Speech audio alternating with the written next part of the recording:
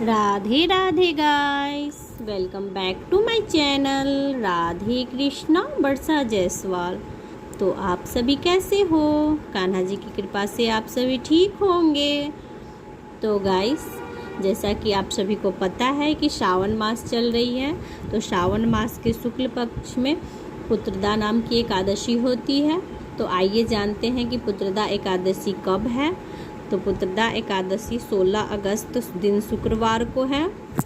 इसी दिन व्रत किया जाएगा। 15 अगस्त को ही शुरू है, लेकिन उदया तिथि में 16 अगस्त को है, इसलिए 16 अगस्त वाला ही व्रत किया जाएगा। तो आइए हम इस व्रत की कथा सुनते हैं, और अगर वीडियो अच्छी लगे तो like share and subscribe. Radhe Radhe Radhe Radhe Radhe Radhe.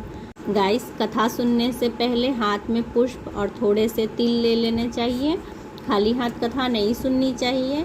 तो आप लोग भी पुष्प और हाथ में थोड़े से तिल ले लीजिए। श्रावण मास के शुक्ल पक्ष की एकादशी पुत्रदा एकादशी। युधिष्ठिर ने पूछा, मधुसूदन, श्रावण मास के शुक्ल पक्ष में किस नाम की एकादशी होती है? कृपया मेरे सामने उसका वर्णन कीजिए।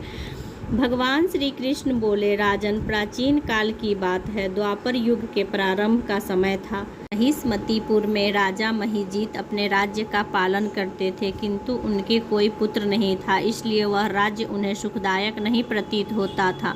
अपनी अवस्था अधिक देख राजा को बड़ी चिंता है। उन्होंने प्रजा वर्ग में बैठकर इस प्रकार कहा, प्रजाजनों, इस जन्म में मुझसे कोई पातक नहीं हुआ है। मैंने अपने खजाने में अन्याय से कमाया हुआ धन नहीं जमा किया है। ब्राह्मण देवताओं का धन भी मैंने कभी नहीं लिया है। पुत्रवत प्रजा का पालन किया है। धर्म से पृथ्वी पर अधिकार जमाया है। दुष्टों को, चाहे वह बंधु और पुत्र के समान क्यों न रहे हो, दंड दिया है। शिष्ट पुरुषों का सदा सम्मान किया है और किसी को द्वेष का पात्र नहीं समझा है। फिर क्या कारण है जो मेरे घर आज तक पुत्र उत्पन्न नहीं हुआ है? आप लोग इसका विचार करें। राजा के ये वचन सुनकर प्रजा और पुरोहितों के साथ ब्राह्मणों ने उनके हित का विचार करके गहन वन में प्रवेश किया। राजा का कल्याण चाहने वाले वे सभी लोग इधर उधर घूमकर ऋषि सेवित आश्रमों की तलाश करने लगे। इतने में ही उन्हें मुनि श्रेष्ठ लोमस जी के दर्शन हुए।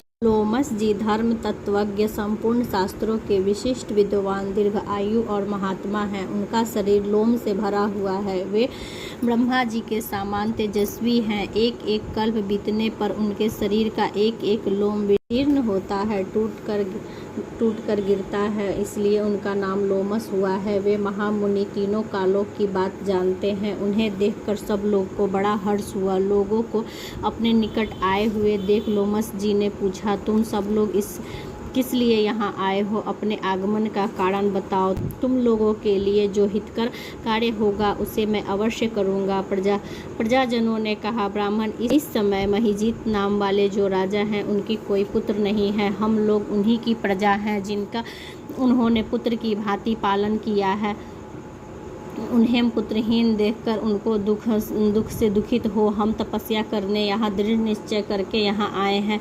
द्विजमतो राजा के भाग्य से इस समय हमें आपका दर्शन मिल गया। हम पुरुषों के दर्शन से ही मनुष्यों के सारे कार्य सिद्ध हो जाते हैं। मुनि, अब हमें इस उपाय का उपदेश कीजिए जिससे राजा को पुत्र की प्राप्ति हो। उसकी बात सुनकर महर्षि लोमस जी 2 घड़ी के लिए ध्यानमग्न हो गए। तत्पश्चात राजा के प्राचीन जन्म का वृत्तांत जानकर उन्होंने कहा, प्रजाविंद्र सुनो। राजा महिष जीत पूर्व जन्म में मनुष्यों को चूसने वाला धनहीन वैश्य था। वह वैश्य गांव गांव में घूम घूम कर व्यापार किया करता था। के शुक्ल पक्ष की 10वीं तिथि को जब दोपहर का सूर्य तप रहा था, वह किसी गांव की सीमा में एक जलाशय पर पानी से भरी हुई बावली देखकर वैश्य ने जल पीने का विचार किया। इतने में ही वहाँ अपने बछड़े के साथ एक गौ भी आ पहुंची। वह प्यास से व्याकुल और ताप से पीड़ित थी। बावली में जाकर जल पीने लगी। वैश्य ने पानी पीती हुई गाय को हाहाकार कर दूर हटा दिया और वैश्य पानी पीने लगा। उसी पाप कर्म के कारण राजा इस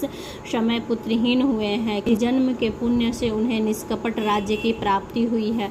प्रजाजनों ने कहा, मुनि, पुराणों में उल्लेख है कि प्रायश्चित रूप पुण्य से पाप नष्ट होते हैं, अतः ऐसा पुण्य कर्म का उल्लेख कीजिए जिससे उस पाप का नाश हो जाए।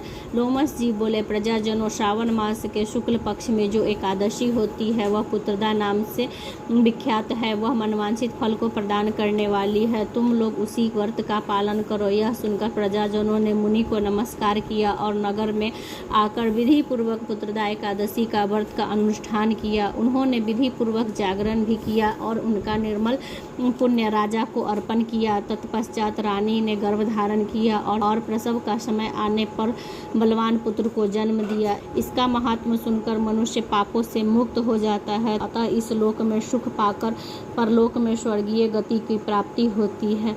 बोलो विष्णु भगवान की जय, लक्ष्मी माता की जय, कृष्ण कन्हैया की जय, राधा माता की जय। हर हर महादेव, हर हर महादेव, हर हर महादेव। गाइस, इस सावन जिन्हें भी पुत्र की इच्छा हो, भगवान भोले बाबा उनकी इच्छा जरूर पूर्ण करें।